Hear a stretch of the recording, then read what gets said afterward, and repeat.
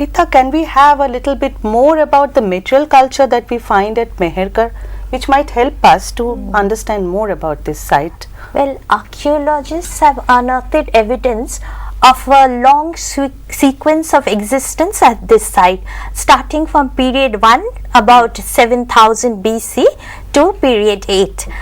And within this, the first, at the very primary stage, we find huts of nomadic pastoral people. This is followed at a later stage by dwelling houses made of handmade sun-baked bricks, and some of them have already been identified as granaries, though they were small in size. So we have evidence that people had already begun to depend on a past agrarian economy. Now, granaries became bigger at a later stage, and so there is definite evidence that they had begun to depend on this agrarian economy. What is interesting in this period, we find the evidence of a copper bead from a grave site. But then the question arises whether they were regular users of copper at this stage.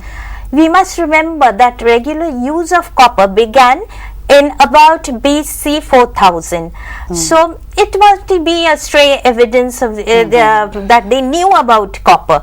But more interesting than this is the find of a turquoise bead. This is not a local resource material, so they must have been imported from outside, and most probably this was from Turkomania. So there is evidence of long distance trade from this period alone. So this is very interesting because we have evidence then that from 6000 BC long distance trade was known to the people at Mehergarh. When we pass on to period 2, the most interesting thing about this stage is that they became acquainted with pottery manufacture. Initially, lumps of clay was put on top of the other, and they were shaped into crude utensils, which were handmade utensils for their daily use. The next stage was they used to line baskets with absolute and bitumen, like a sort of cement, to be used as molds for the potteries. Then about 4000 BC came the potter's wheel. It must have come from West Asia. Scholars think it must have come from West Asia, since this potter's wheel had been introduced there at about 5000 BC.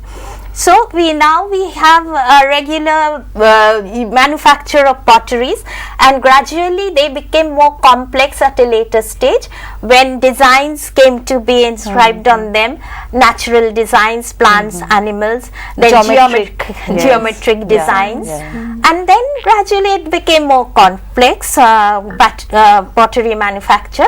Now, speaking about other things, we find the use of shell and lapis lazuli. So again we have evidence of long distance trade, because these are not local materials.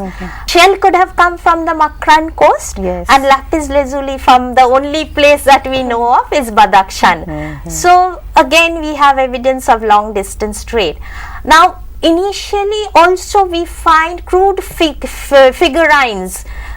Just one evidence from period 1, and gradually at a later stage in period 3 we find more figurines which have been terracotta mother goddess, which have been identified as mother goddess.